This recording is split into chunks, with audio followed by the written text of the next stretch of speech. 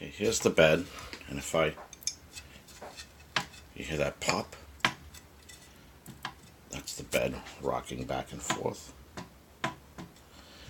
The bed is tight, the eccentric nuts, because now it's too tight. It's a little bit difficult to push it, but that's the only way I can get it to stop snapping. I only did that last night, and if we look underneath when I do that, let's see if I can focus.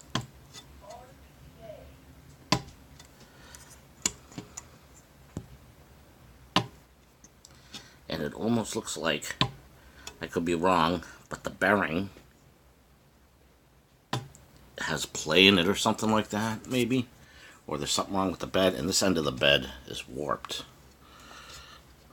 But I just tightened up the eccentric nuts to show you. So let's pull this forward now, and I will loosen them just a tad, just so it rolls easier. Now it rolls easier, but you'll be able to see.